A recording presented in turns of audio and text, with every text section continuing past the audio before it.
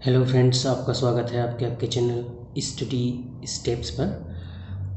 आज हम पढ़ने वाले हैं दशमलव संख्याओं का गुणा एवं भाग, multiplication and division of decimal numbers. इससे पहले अगर आप चैनल पर नए हैं तो कृपया चैनल को सब्सक्राइब ज़रूर करें। दोस्तों चलिए आगे बढ़ते हैं। दशमलव संख्याओं का गुणा, मल्टीप्लिकेशन ऑफ डेसिमल नंबर्स। यहाँ पर मैंने कुछ सवाल लिए हैं, चलिए इन्हें हल करते हैं। 0.45 गुणा 3.3, तो इनका गुणा ठीक वैसे ही करेंगे जैसे सामान्य संख्याओं को करते हैं। दशमलव को अंतिम में लगाएंगे, ये बिल्कुल ही आसान है दोस्तों, ध्यान से देखते रहिएगा। इकाई से शुरू करेंगे। इस 3 का गुणा पहले 5 के साथ, फिर 4 के साथ, जैसे सामान्य गुणा करते हैं ठीक उसी प्रकार। 3 पंचे 15 की 5, हासिलाई 1, 3 चौक 12 और 1 13, क्रॉस लगा लेंगे। फिर 3 का करेंगे। 3 पंचे 15 की 5, हासिलाई 1, 3 चौक 12 और 1 13, इस तरह से लिख लेंगे, प्लस करेंगे। अब इसे जोड़ेंगे दोस्तों।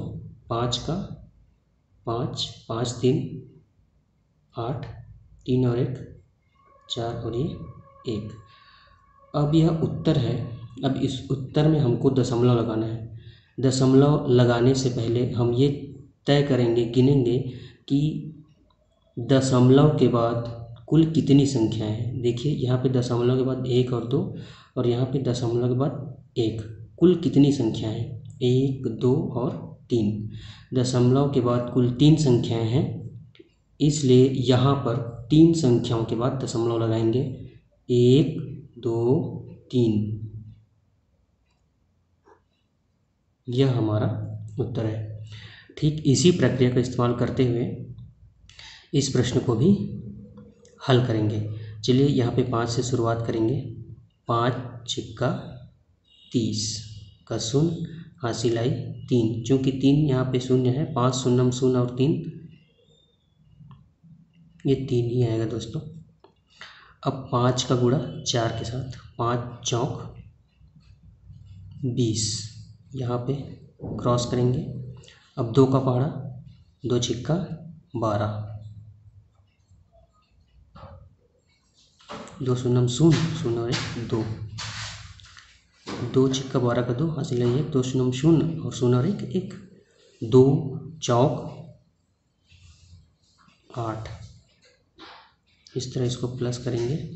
शून्य का शून्य, 3 और 2 5, 1 और शून्य 1, 8 और 2 10।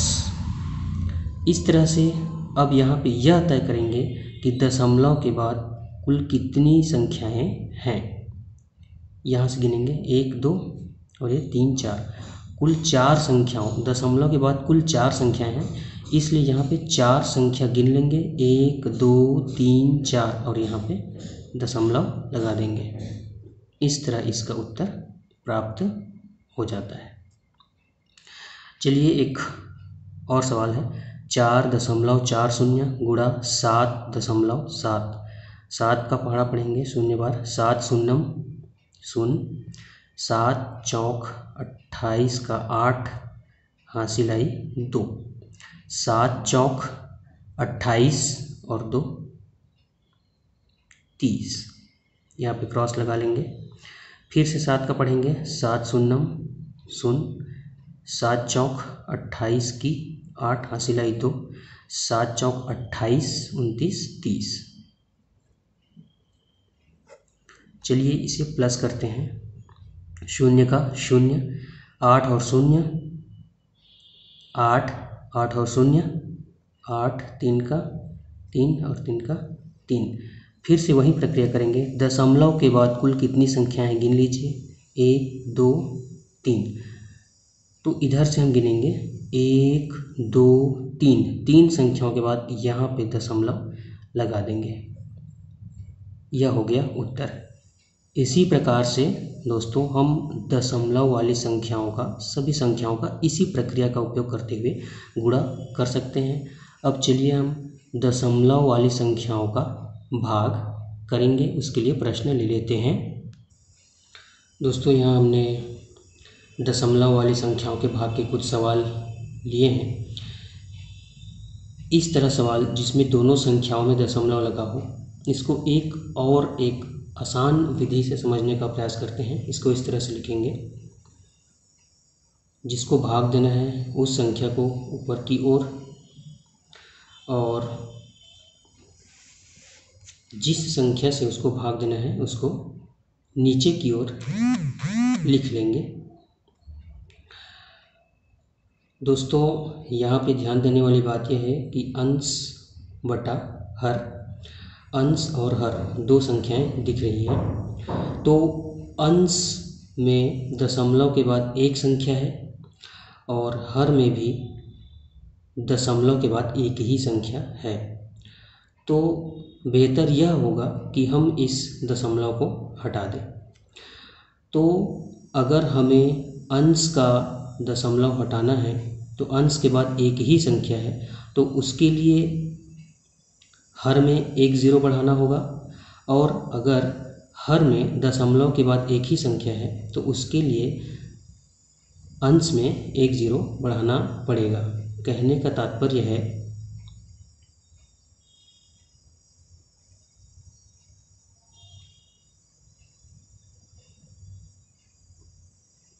इसके लिए हम अंश में 10 का गुणा और हर में भी 10 का गुणा कर देंगे। अब हमें इस तरह से प्राप्त होगा।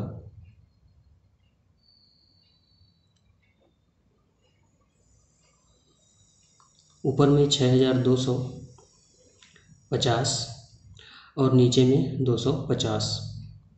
चूँकि दशमलव लगा था इसलिए हम यहाँ पे दशमलव लगाएंगे। कहने का तात्पर्य यह है कि अब यह 625/25 प्राप्त हो चुका है दोस्तों। अब इसे भाग देना बहुत ही आसान हो गया है। अंश और हर दोनों में 10 का गुणा करने से हमारे दशमलव हट चुके हैं। अब इसे हम आसानी से भाग दे सकते हैं।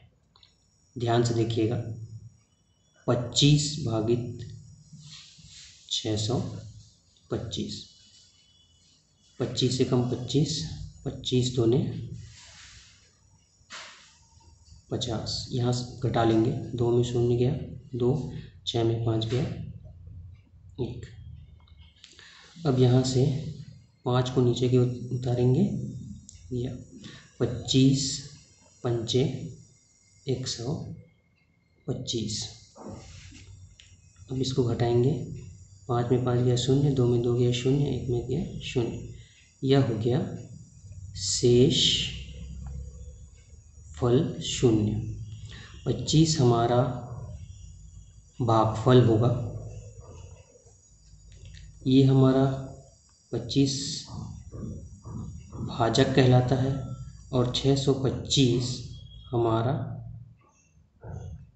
भाज्य कहलाएगा।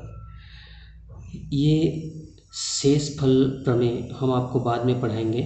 बाकी यहाँ पे दशमलव वाली संख्याओं का भाग को अच्छे से समझते चलेंगे।